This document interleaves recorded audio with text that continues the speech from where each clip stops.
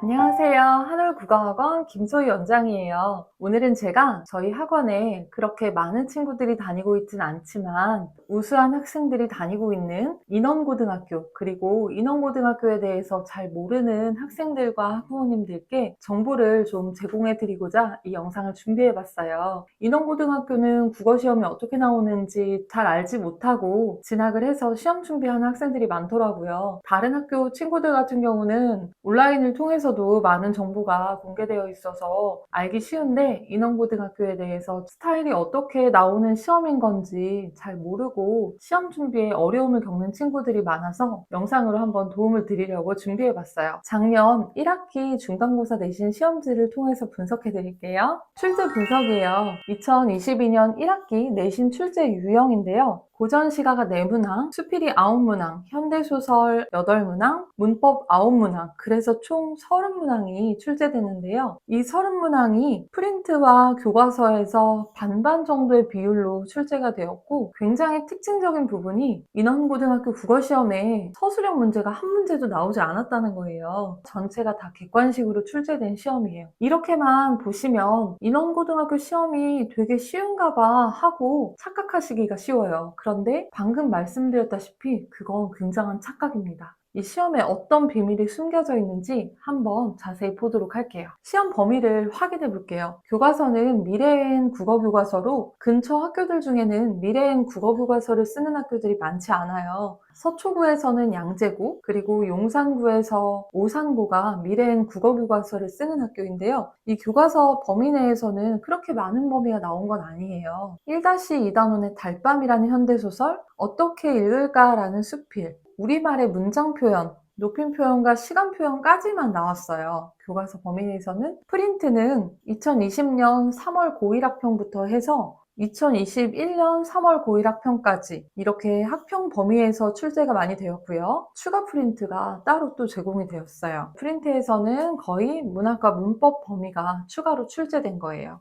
시험 총평이에요. 출제 난이도는 객관식만 있는데도 불구하고 상으로 보고 있어요. 인원고 내신 시험의 출제 난이도가 주변 학교들에 비해서 높은 수준이라고 볼 수 있고요. 인원고 내신에는 분명히 서술형이 한 문제도 나오지 않았는데도 불구하고 서술형 비중이 높은 다른 학교보다 학생들이 까다롭게 여기는 연계지문 문제와 개념어 문제가 아주 높은 비중으로 출제돼서 난이도가 굉장히 높게 느껴졌을 시험이에요. 선택형이 100%로 출제되었고요. 인원고 선택형 문제에는 많은 내용을 빠르게 판단해야 하고 안 배운 보기가 굉장히 많이 나왔어요. 그래서 연결해서 파악해야 하는 문제들이 엄청 많이 있었고요. 한 부분 한 부분 세세하게 봐야 하기 때문에 시간도 그렇게까지 여유롭지 못했을 거예요. 서답형이 나왔으면 차라리 문제의 난이도가 조금은 낮아졌을 거라는 생각이 들어요. 서답형의 경우에 근처 학교들은 단답 형식도 많이 나오고 찾아쓰기식, 괄호 넣기 형식, 이런 형식으로 많이 내기 때문에 문제 난이도가 낮아지는 효과가 있는데, 인원고 내신 시험 같은 경우에는 서답형이 단 한 문제도 안 나오다 보니 난이도가 오히려 더 높게 되는 결과가 나왔어요. 성적표가 말해주는 시험 난이도 해서 뭐가 중요한지 한번 보여드릴 건데요. 이 학생이 1등이고 동석차 수가 0명이에요. 괄호 안에 하나도 없다는 거는 다른 학생들은 100점 받은 학생들이 없다는 거예요. 6등 안에 들어야 1등급이 나오는데요. 학교 선생님들도 그런 상황을 잘 아시기 때문에 변별력을 두기 위해서 시험 문제를 어렵게 내신 것 같아요.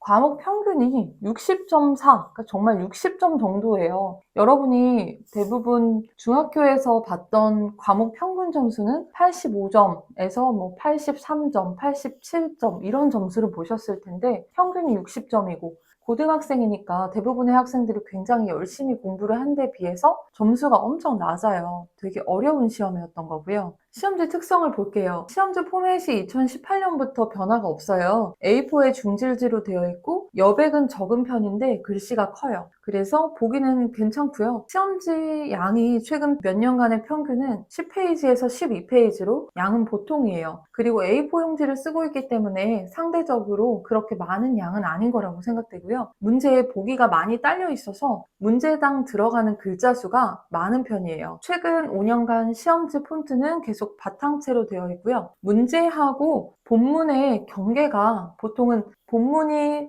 네모 박스로 채워져서 경계가 분명하게 구분이 되어 있는 편인데 인원고등학교 시험지에는 본문과 문제의 사이에 점선으로만 표시되어 있기 때문에 그렇게 가독성이 좋은 편은 아니기는 해요. 근데 글자 자체의 가독성은 좋은 편이고 이왕이면 적응을 하려면 프린트나 교재도 바탕체로 뽑아서 보시면 좋을 것 같아요. 특징적인 문제를 한번 분석해 볼게요. 일단 낯선 보기가 굉장히 특징인데요. 한 번도 본 적 없는 보기들이 좀 많이 나오는 편이에요. 보기의 길이도 6번 문제 같은 경우 굉장히 길죠. 처음 보는 보기인데 이렇게까지 길게 나오면 파악하기도 어렵고 시간도 부족할 수 있어요. 13번 보기도 마찬가지로 굉장히 길고 처음 봤는데 어려운 보기가 나와서 이 학생은 100점 받은 학생이지만 별표를 해놓고 풀었네요. 14번 문제의 보기도 굉장히 길어요. 이런 보기가 나오면 학생들이 난이도를 떠나서 긴장을 많이 하게 돼요. 그래서 이런 비슷한 문제 유형의 연습을 좀 하셔야 되고요. 문학 개념어도 인원고 문제의 굉장히 특징적인 부분이에요.